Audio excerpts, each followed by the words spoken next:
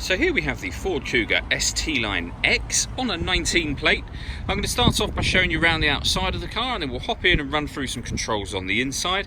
But from the outside you can see it's a 5-door car with alloy wheels and tinted windows. Let's start off inside the boot and then work our way around the rest of the car from there.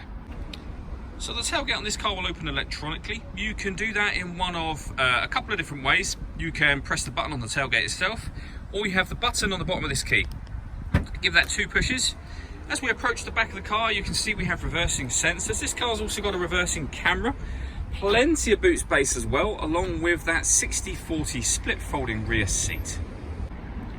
Okay, so we're just going to work our way back round to the front of the car, and then we'll hop in and run through some controls on the inside. But now that we've done a full circle of it, you can see it's in excellent condition the whole way round. Just briefly before we climb in, I think it's well worth seeing the interior from this exterior point of view. You get half leather seats. There's plenty to run through on the dashboard, so let's hop in and we'll do that right now.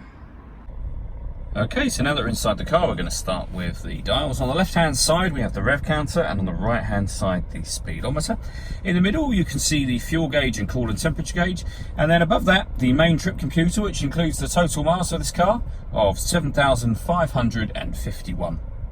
The information displayed above that can be changed using buttons on the steering wheel for various different bits of trip computer information, or the digital readout for the speedometer that you see being displayed now. And the buttons I was using to change that information are just here, beneath which we have cruise control and speed limiter as well. Over on the right hand side we have stereo controls, and the button in the middle is the voice activation for the phone. So hit that button, ask it to dial anyone in your contacts list, and it will do that for you without you having to take your phone from your bag or pocket. That is, of course, once you paired the phone up, and that is done on the touchscreen just here by hitting. There you go, and just follow those instructions. It's very easy to do. We go back to the home screen. You can see this car's got satellite navigation. There's a full video showing how this works on both our website and on our Facebook page. And when it comes to music in this car, there's plenty of ways to listen to that. So we have AM, FM and DAB radio. You can listen to the music via the CD player. You can stream music wirelessly via Bluetooth audio, and this car's got 2 separate USB inputs as well. So if you plug something into those, it'll come up on here to let you know you've done that. And I mentioned that it had a reversing camera. You can see that now being displayed. So it's a full color camera with guidelines showing you what direction the car is headed in relation to the image that you see on the screen. Working our way down, we have dual zone climate control, so you can adjust the passenger and driver temperatures, the fan speed up and down from here.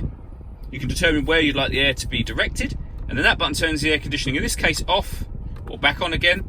Or you can hit auto, and it will now maintain those temperatures by taking full control of the fan speed for you, and it will control the direction of the air. You can override that simply by readjusting the fans yourself. We've also got a proper heated front and rear screen. We've got heated driver seat and passenger seat, both with 3 different heat settings each. And then the buttons underneath that, starting from the left, this one turns off the stop and start. So this car is designed to cut out when it's stationary in traffic to save you fuel. You can turn that off. This one will open up the tailgate from the inside of the car.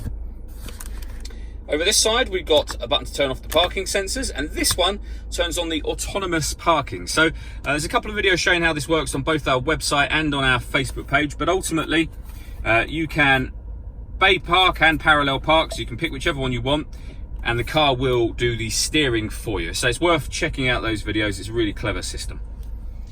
We then have a 6-speed manual gearbox, 12-volt charging socket with electronic handbrake, and then inside the armrest, the 2 USB inputs that I mentioned previously.